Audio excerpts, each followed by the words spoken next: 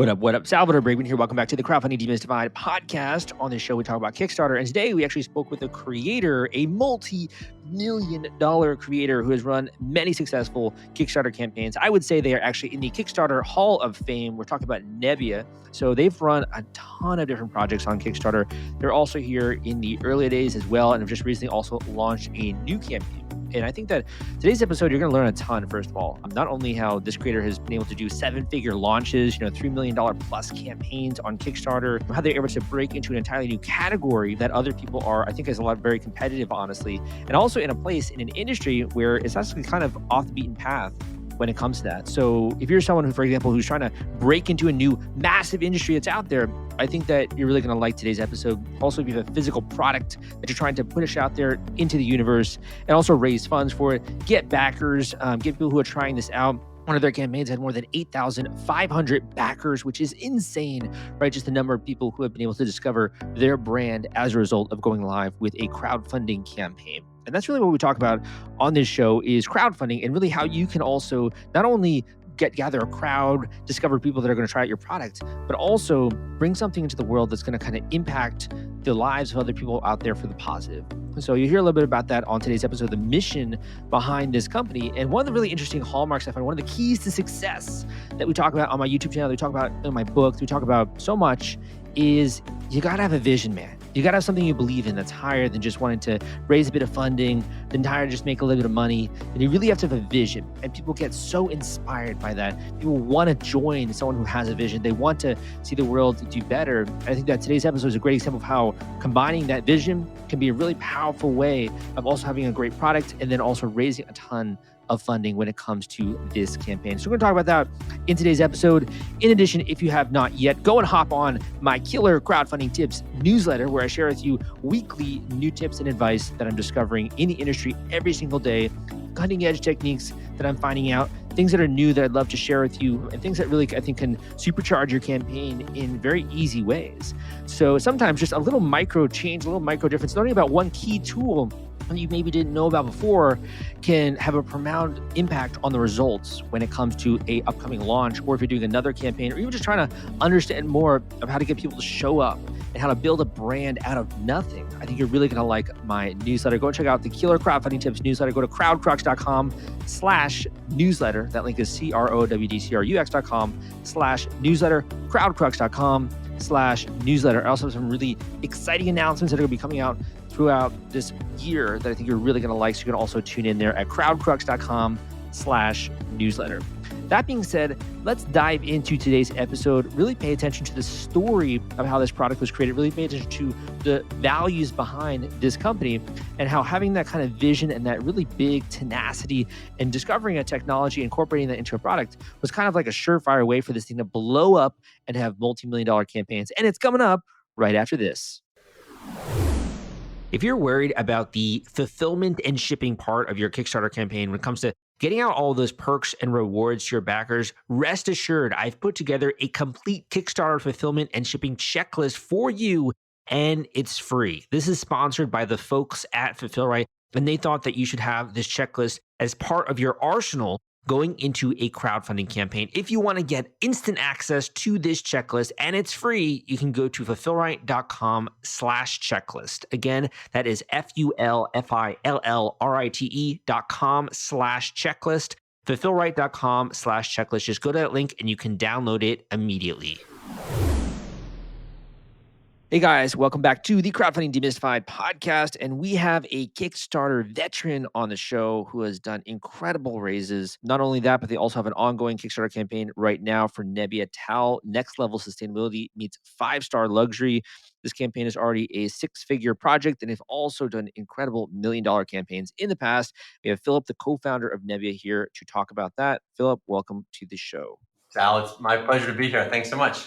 Definitely, man. For those who don't know you yet in the audience, maybe you could just kind of give a quick introduction. What's your background? What's your role when it comes to the company? My name is Philip Winter. I'm one of the co-founders of Nebia, and we are a San Francisco-based sustainability and sort of water innovation startup. We got our start making high-end sort of experience-driven shower systems that saved up to 70% of the water used by regular showers. Mhm. And we got our start on Kickstarter. We've done 5 campaigns and we've expanded into other bathroom and home products, always with an eye for an improved user experience and design and sustainable materials or water savings or something like that. And what were you doing before you started this company? I was working at a nonprofit in Mexico City called Endeavor that helps entrepreneurs scale their businesses as a way to create economic development in the country. And Very before cool. that, I was working on another startup that made composting toilets for the developing world for flood prone areas where water scarcity and, in particular, sanitation are really pressing issues. So it's kind of like I graduated college and then got into a professional plumbing industry with no prior training or experience in plumbing to speak of. For you, I guess, what kind of is your skill set? Like every founder has a different skill set, right? Some people are more on the design side, some people are more on the marketing side. What's kind of your skill set, would you say? Or how do you identify as? I guess I'm more sort of like a business generalist background. I studied international relations in college, so that's my academic training, so to speak. But I'm more on the commercial and sales side of the business. Like, how do we get to market? How do we talk to customers? Mhm. And I've always sort of run the sales and marketing functions in the business. And I really have a passion for product. Like, I love products that are thoughtfully made and designed with the user experience as the central tenet and pillar. So that's sort of where I focus. It sounds also like you've really had this kind of thread of doing sustainable types of projects, right? Or doing things that have an impact on the world. Have you always been like that? Or why do you think you gravitate towards that? In college, I had a focus on economic development, which was really like helping people sort of prosper out of poverty and lower income situations in developing world. And it was really, I think, by chance and by exposure that I've gotten more and more interested in sustainability driven initiatives. It's also kind of come up sort of, it's more in the ether in the last several years. And, it's like a massive problem that needs a lot of attention. And so if we're going to spend Huge. Yeah. so many of our waking hours working on something, the majority of our waking hours working on something, building, a company or whatever it is, might as well be something that's going to leave the world in a better place. That's an important when look, stuff gets really hard at times when you're trying to build products. And the only way to kind of pull through it is if you really believe in it and you think it's really worthwhile, aside from just, making a business and making money from it. There has to be something much deeper that's driving you to get through those really tough moments. So a lot of people kind of think that way, right? And they'll go and they'll work for, like you did, a nonprofit, or they'll go and work for a company that does that. Where do you think the drive came for you to really kind of create your own thing and to go out and stake your claim to bring something in the world of your own initiative in that way? It was I was hanging out with entrepreneurs, helping them, writing business cases. That was my job, writing business profiles of the companies. And I needed to make some extra money, to be honest. I was like on a stipend. I was barely making enough money. So I was looking for some extra money. And I met my co founder who was working on a side project, which was the beginnings of Nebia. And the backstory was that he was running a large chain of like high end health clubs in Mhm. Mexico, actually. And they had like 25,000 people per day taking showers. And so you can imagine the amount of water that was required to shower, have that many people shower. And so the idea came out of, trying to save water in these gyms. And it was really his octogenarian father, who's now in his 90s, who's a retired engineer and tinkerer, who had the idea to use these atomizing nozzles, basically taking streams of water and breaking them up into millions of much smaller droplets. And Mhm. that was kind of the core insight and innovation we had was, can we make less water feel like more water? And it turns out that you can. And Mm. it's a pretty sophisticated technology. It's been around for a while. It has some inherent physics and like mechanical engineering and thermofluids challenges, like namely keeping the water warm and feeling like a lot of pressure. And we kind of worked on that idea, and then decided we want to make a company and a brand out of it. We decided that Kickstarter was, the best way to sort of put the idea out there. And so we launched our first campaign in 2015 and have been coming back to Kickstarter ever since. And just to kind of put this into perspective for the listeners, I mean, you guys have done campaigns with thousands of backers. I mean, 8,000 backers, more than 8,500, 9,000 backers with these different projects you've been doing. So these have been mega raises. I mean, you're in the Hall of Fame here when it comes to this. I wish there was a Kickstarter Hall of Fame. That would be awesome. We've done 5 campaigns, over $9 million across the campaigns. I think over 32,000 backers at this point, and we've learned a lot. The community has been really good to us, and it's a special sort of unique ecosystem and environment that has only existed for the last 10 years or so, but we wouldn't be here without it, without question. And we're really inspired by other companies, like Peak Design and Meeson and Pebble in the early days that kind of paved the way for, hey, you could build a company, on the back of Kickstarter. When it comes to this, how do you feel like you embarking on that path, not only to impact the world, but also bring a thoughtfully made product into the world and also collaborating with your co-founder? How do you feel like that's changed your life in having these successes and now having thousands and thousands of customers and people know you? How's that changed your life? I had zero entrepreneurial experience at that point, and we had a kind of a big idea, and we'd gotten some people to try our prototypes. And Kickstarter was the first time that we kind of publicly exposed it and said, well, let's see if people are actually interested enough in this thing to put some money behind it. And all we had when we launched our first one was a prototype that looked like the final thing, but couldn't flow any water. So it didn't work. It just looked like the final thing. And then we had another prototype that worked well, but it looked terrible. And we had no idea how to make it, to be perfectly honest. And so we launched this thing in August of 2015. We stay up all night working, night and day for like weeks leading up. And then the last day, it's like all nighters. We all sleep in the office because we launched it late on Monday night. And we had some press that was coming out at like 3 a.m. in the morning and, East Coast time, 6 a.m. And it was like, let's see if there's any interest. We had been in the Bay Area for about a year before that, kind of talking with people, getting them to try my prototype shower head. And a lot of people liked it. But a lot of people, I would say most people, were like, come on, you moved to the Silicon Valley to a shower head startup and like it doesn't even have an app. Like, come on, what are you doing? No app, And no app.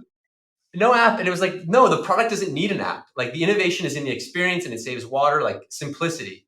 To put it out there for the first time and see if people will put money behind it is like this big leap of faith. And it changed my life from that day forward. I mean, night and day. It was like all of a sudden, from me sending out 100 emails trying to get one response, I was getting 100 emails inbound, trying to respond to as many as I could. And that happened from one day to the next. Things have, leveled off a lot since then, but Kickstarter gave us that opportunity to make a splash, so to speak.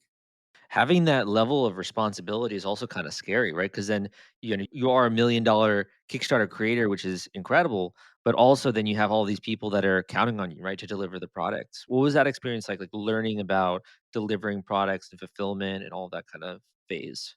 Oh my gosh. Look, I was 25 when we did the first one. I'm now 32 and I have a lot more gray hair than I did. And a lot of it came in like those first couple of years after the first Kickstarter campaign. And if my co-founder was on the call, Gabe, he would say the exact same thing. Yeah. It is an immense responsibility, especially because we had promised, like an Apple-esque quality product, right? Which is like impossible. Like only Apple can make Apple quality products and make them at an affordable, well, quasi affordable price and have a margin and make money from them. So like as an example, there's this really good, this is sort of some advice for creators. There's this wonderful paradigm.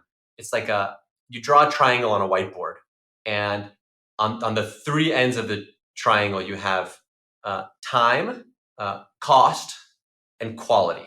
Okay. And you can only optimize for two of them. You cannot have all three. You cannot have a great product fast and like at a reasonable price. You can have it fast and it's going to cost you a lot of money to develop. We wrestled with that paradigm. I think it's very important that creators know from the onset what they're going to optimize for. They're going to optimize for speed to market and price, or they're going to optimize for quality and price. Like you cannot have all three. And that was a lesson that we learned the hard way because we wanted all three of them. And what ended up compromising was time because we were not willing to give up on. And the truth is we also compromised on cost. Like we had zero margin on our first product. So we made $3 million on Kickstarter and we made profit negative because it cost us a lot more to develop that. And the gross margin, like the cost of producing the product was pretty much what we sold it for. Obviously, we didn't know that at first.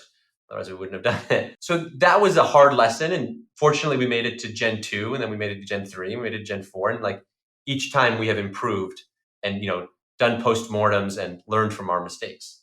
Mhm. In terms of the life cycle, I mean, I agree with you, right? Not understanding that and having difficulties with fulfillment, you might be breaking even. But then you also have all these customers that you can tell their friends and family about you, right? Or you can sell more Yeah. products to in the future. So it's also depends on the view you take, right? The actual time horizon there. Exactly. And that's how we, justified it and looked at it in the end. And like, we didn't make any money from the first one, but that wasn't the objective. The objective was to like, get off the ground, so to speak, to have the first liftoff moment. Mhm. And we had to raise outside, investor capital just to make it by. But we were able to do that, and we learned. And it's almost like we were a little bit early on victims of our own success. Like it might have been easier to, we would have learned just as much if we had only sold, let's just say 2,000 units instead of 8,000 Mhm. or 10,000 units, but there might have been a lot less headache and lost expense. All this is in hindsight. Mhm. I'm really fortunate we made it through that. It was definitely some dark days and some challenges because you feel a tremendous responsibility. And so we, like a lot of first time crowdfunding creators, had to announce a delay. And it was a pretty significant delay of like, 6 to 9 months. Mhm. And we wrote a very thoughtful, very honest, and very trans message, and our backers were by and large very understanding. And we made some improvements to the product along the way, so like there was something in it for them. And then we committed to giving consistent updates. And so every month, on the exact same day of the month, for the next 14 months, we sent an in-depth, like blog post style update with pictures. Here's what's going on. Here's where we are. And that Wow. consistency of communication really paid off because we had one Mhm. or two other small delays, and our backers were always jumping in to like defend us. Like, look, Mhm. these guys communicate, they tell you what's going on. This is the risk you sign up for when you crowdfund a project, but backers, like, they just want to be part of the process more than anything. Like they want to see your thing come to life, even if it means waiting a little bit. Yeah, I mean, I love that radical transparency that you have, and it sounds like that's what's created a lot of trust. It's also a reason why people are willing to kind of wait out, right, and continue to support your upcoming campaigns as well, is because of that trust that you built with the transparency. One question I had for you is, we talk about doing these projects. You've done a couple of really successful ones. I'd be remiss if an average person is looking at that from the outside. They're like, okay, like what was the secret to this, right? Or like what was the X factor? What really connected to really have that grand slam? Do you feel like it was the problem solution? Do you feel like it was just the industrial design cool aspect? What do you feel like was that X factor that really captured the public's imagination?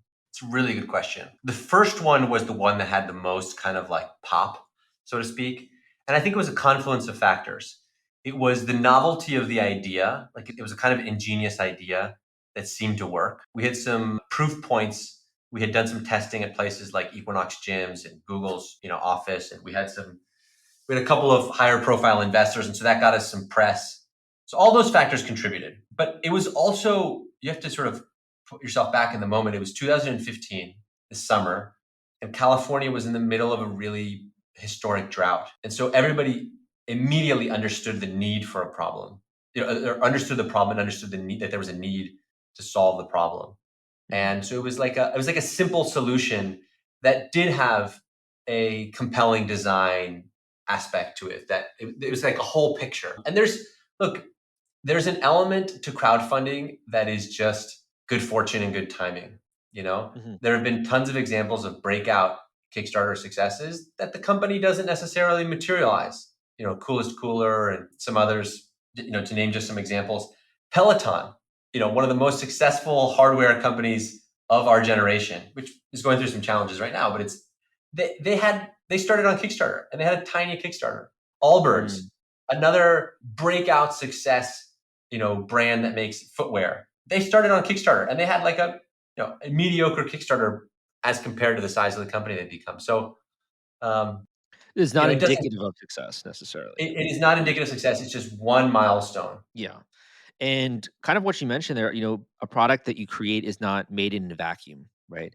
So there's so many trends and conversations that are happening in news announcements that you might not be aware of that you can kind of piggyback off of, or that kind of catapult the campaign, or in some cases it's a bad time to launch because of those things, right? So it's difficult to control all of those variables for sure.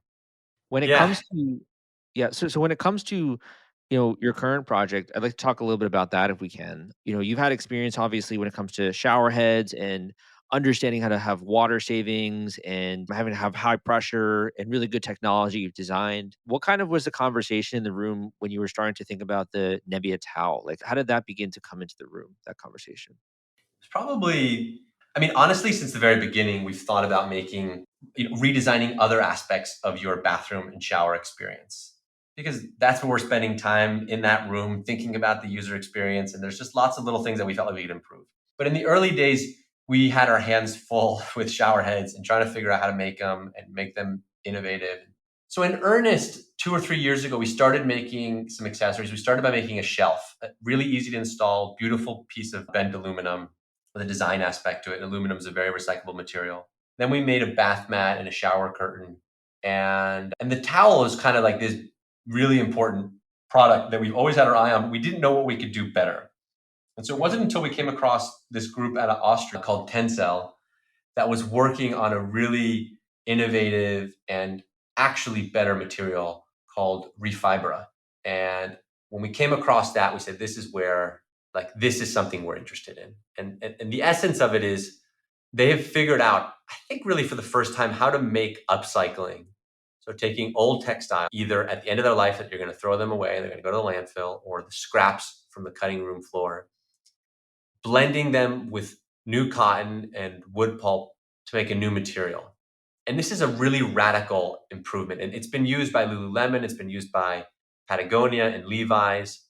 But for the first time, it's of a fine enough quality and durability to be great for a towel. And so we're the first ones to bring it to market with the towel. And we said, look, let's just make a towel that feels good. It's luxurious, sort of from a tactile sense. It's not too thick, it's not too thin, but it's actually doing something better for the planet. And so the current mix is 30% upcycled, 70% virgin.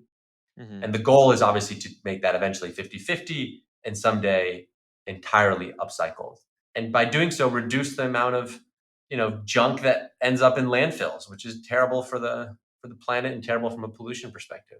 That's too cool. And I think one things that you guys are also good at is you're identifying these different technologies and how to incorporate it into a really compelling product. I mean, just looking at this thing looks so soft, right?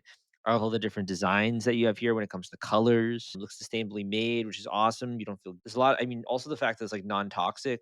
You've got a lot of stuff going on here. That's pretty cool. I appreciate that. We certainly have tried to think of what are the things that make a towel great and preserve those, and if any way we can make them better. So we added a very simple little hook to the towel, so that you can loop it on, to your wherever you hang your towel. Sometimes towels don't hang very well on hooks, and that little loop, which is a very simple thing to add on, just makes the product experience that little bit better. And even like tiny stuff, when it comes to like odor with your towels, or if you have a really sensitive skin like I do, you're very conscious about the types of towels you use, right? So there's a lot of different elements there. I think that make a lot of sense when it comes to building that in. So you have so much experience here. When you're coming into a new project, are there any things that you're mindful of when it comes to preparing for a launch?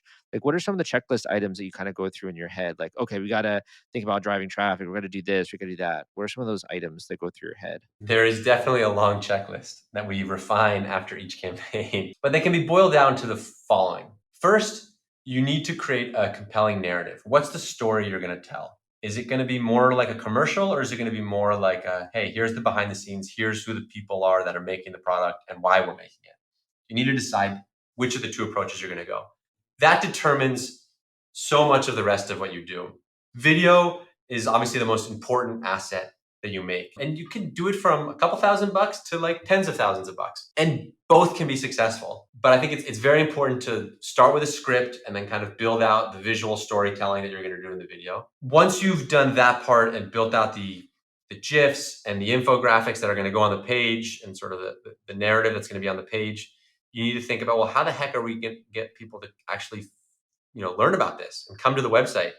And so it's important to do some pre-seeding. It's not like a Fields of Glory, like build it and they will come kind of thing. You have to actually get people to come to the site. And you do that by seeding, so building some anticipation. And so what we do now is we start like a week or two before the next campaign, we start sending out some surveys to our backers and saying, hey, we're working on this. Like, what's most compelling about this new product? How should we price it?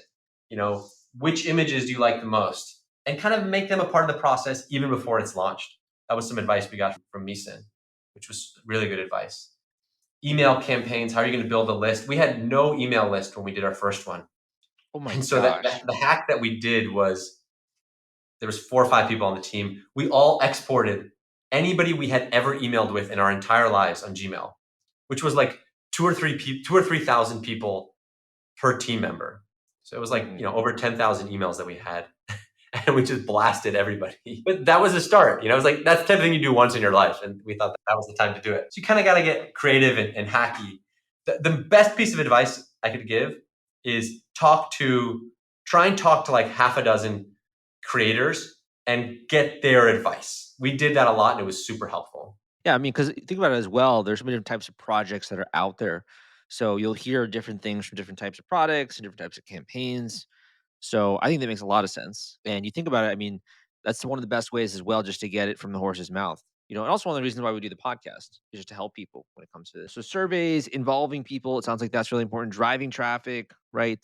And making sure you have some kind of a story or something that people are really excited when it comes to, coming to the project page. It sounds like those are the main elements here. One of the things I kind of want to ask you as well while we have you is how do you feel about crowdfunding, and specifically, is it good for every product?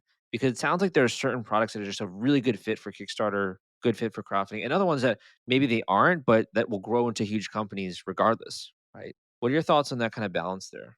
Gosh, it's a really good question and it's a very hard one to answer. There's no template or formula that I have identified yet in terms of what's going to determine if it's a good product for crowdfunding or not.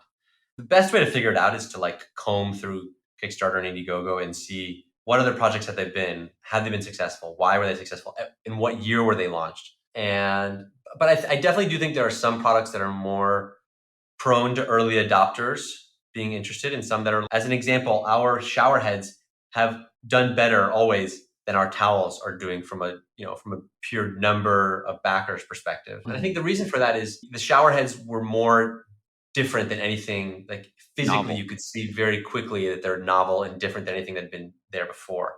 And there's sort of more of a gadget aspect to it.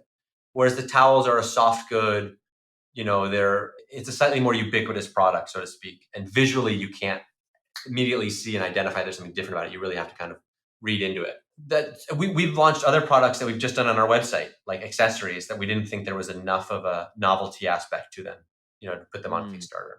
interesting. So if there is, though, I guess one way to kind of think about that would be how could you demonstrate the functionality in a novel way, right? Or how could you create some kind of creative that shows how luxurious soft this is in a really interesting way that's kind of eye catching, if Yeah, you do have more of that kind of product? the eye catching aspect is a very important one, right? Because like you're trying to get someone's attention on the internet, and like we all know how hard that is, right? There has to be kind of a Competing with cat videos on TikTok now, all that. Yeah, I hear you, and I think also when it comes to crowdfunding campaigns as well, people are familiar with Kickstarter now, so there has to be really something that's eye catching, right, to stand out in that way. So one of the other questions I had for you really quickly is, you're obviously doing a lot. How has this company grown since the early days? Like, I don't know if you can share anything in the way of like your staff, or give us a picture of like how your e-commerce is going. Any thoughts on that? We are now a team of 15 people. We have offices in 2 different countries, although we're still mostly working remotely. San Francisco and Mexico City, where we had our sort of origins. We have sold products that are in just over 100,000 homes, and our customers have saved a little over 400 million gallons of water. And we've made about a dozen products in the 7 years, more or less, since we got started. And the volume of products that we launch each year is now increasing. It used to be like once every 2 or 3 years. Then we did one per year. Now we're doing like 2 or 3 products per year. Jeez, congratulations. That's insane. That's great progress, man. Well, awesome. So, first of all, where can people go to learn a little bit more about your current project? And I just have one or two more questions for you here. Yeah, sure. Best place is nebia.com, Nebia.com. There you can see everything we've worked on. You can see a link to our ongoing towel Kickstarter campaign, which ends on April 21st. Awesome. So I'll be sure to link that up in the show notes. So you've accomplished a lot since your early days here in a pretty short period of time, and you've won a lot of medals. We can call it that way, right? What would you say that of all the things that you've done, of all the things you've accomplished, of the impacts that you've had or the customers that have been happy or, however you want to phrase it, what are you most proud of? If you really had to pick like one thing, I'm like, I'm super proud of that. What would you say that is? I would say that we have, in our own small way, because we're still a small company, but we have moved the needle in terms of how people and the industry think about water savings. So like water savings is like this big problem that everybody kind of conceptually understands is important. But like nobody really wants to save water in their shower. It's like, come on, like everybody's tried a low flow shower head and like they suck. Unanimously, Yeah. like nobody's had a good experience with low flow shower heads for the most part. And so that's what we were up against. There are Seinfeld episodes about that too. There's a Low great flow. Seinfeld episode about it in the back of the truck, and like definitely Yeah. worth looking that up on YouTube. And so that's what we were up against, like trying to change a consumer habit and behavior. And it's taken a lot of work, but we've done that. We have the whole industry now has new standards, not just because of us, but we've helped contribute to that, has new standards in terms of how much water a shower head should flow. And it's continually coming down. And the industry is finally investing in trying to make better experiences. Like they were pretty reluctant and fought it really hard. Regulation, like they fought regulation really hard for a long period of time rather than just trying to innovate. And we have partnered with a big company in the industry called Moen, and they've come out with new lower flow shower heads. And I think we've played a small but significant role in moving the needle. That's awesome. Yeah, I mean, I think honestly, you've kind of brought a different vision when it comes to saving water, where it's almost like you want to save water because you want to use this product, right? And it looks super cool. It looks very cutting edge. So it kind of makes you want to actually participate in that activity, which I think is no small feat, right? So the other question I had for you is, for someone who's just kind of getting started in your early days, what's something that you could leave them with? And we can kind of end on this note. Something you could leave them with, either a word of encouragement, it could be something that you wish you knew, it could be a final tip when it comes to crowdfunding or Kickstarter, or, it could just be, something that you wish someone told you. Anything along those lines. We can end on that note. Go for it. If you have an idea, explore the itch. Maybe the exploration process takes you in 4 or 5 different directions before you end up on something that you actually go and try and make and put out into the world. Whether you are successful or not in terms of actually creating the product, the process of trying it will be immensely rewarding and free you up and open new ideas. And there's never a perfect time to explore that itch. So just find a moment that's good enough and give it a try. And you'll, I think, find it immensely rewarding. Awesome, man. Thank you so much for coming on the show. Be sure to link all those up and hope you have a good upcoming launch with your new products and also with this one. Thanks very much, Sal. Really appreciate it. Thank you for listening to this episode of the Crowdfunding Demystified podcast. My name is Salvador Briggman. I started CrowdCrux back in 2012, which is a blog on crowdfunding. Shortly thereafter, I realized that everyone thought I was crazy. No one actually believed me when it came to the fact that people are raising thousands and millions of dollars using crowdfunding, and all my friends thought I was insane. So I decided to start a podcast because why not? Have conversations with people and then they can hear from the horse's mouth, and then no one can doubt the fact that it is possible to absolutely crush your goal when it comes to a crowdfunding campaign. You hear it right now on today's episode, how this individual is able to do multi-million-dollar, 7-figure campaigns, coming up with an idea based on a problem that they saw, carrying that through to fruition, and also breaking into a completely new category that's actually quite competitive, I'd say, and very populated with other products. So this is something that is real. This is something that other people are doing every single week. And that's what we do on the show. Now, a lot of the times when I talk to students, not only do they find difficulty with kind of even getting started, which is really why I started the podcast, is just to motivate you, to show you that other people are showing up, other people are taking action, other people are seeing success in this industry. And that's one of the most motivating things that's out there. Because if you don't see that, it's almost like I couldn't do that. But when you start to hear about today's success stories, you start to hear about other success stories, if you go and listen to some of the archives in this show, you will realize how ordinary people out there who aren't necessarily that special are able to even pull off, let's just say, a 6-figure raise. So one of the things, though, that holds people back a lot of the times is actually knowing what to do every step of the way. So once you kind of have that motivation underneath you and you're like, Sal, I'm ready to go. That's a great time obviously to book a coaching call. But also one of the things that I think is really difficult is just figuring out what you need to do from A to Z, like step by step when it goes through this entire process. So that's really what I've tried to codify. It's really what I've tried to systematize, what I've tried to understand and bring to you in my course, which I'm going to share with you in just a second. So my course brings you through, number one, how do you actually launch one of these campaigns and how do you do it? How do you do it effectively? It's going to save you so much time and energy going into an upcoming launch. If you think about it, anything that you've really tried to do, you've been successful with. If you've been successful at, for example, learning how to play golf, right?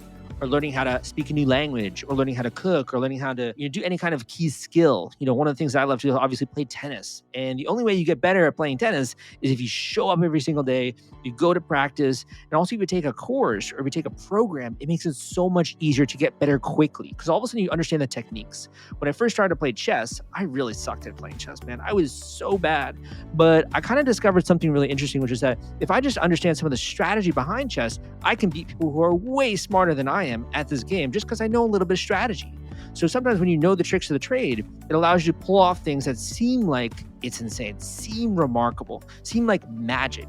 So if you want to learn more about this system that I've developed, you can go to this link I'm about to mention and kind of see the A to Z there. And really, if this is something that you want to invest in, this is something that you plan to do, I really do think it makes a lot of sense to invest in your education, to invest in the system that's going to get you there and sort of catapult you there when it comes to your launch. And the more you can invest in systems, not only does it save you a lot of time as a business owner, but also, of course, these are designed to get you results. So get you there much faster, much quicker, with a lot less headaches and a lot of less pitfalls that you got to fall in during the way as well. So go and check out this link at crowdcrux.com/Kickstarter system.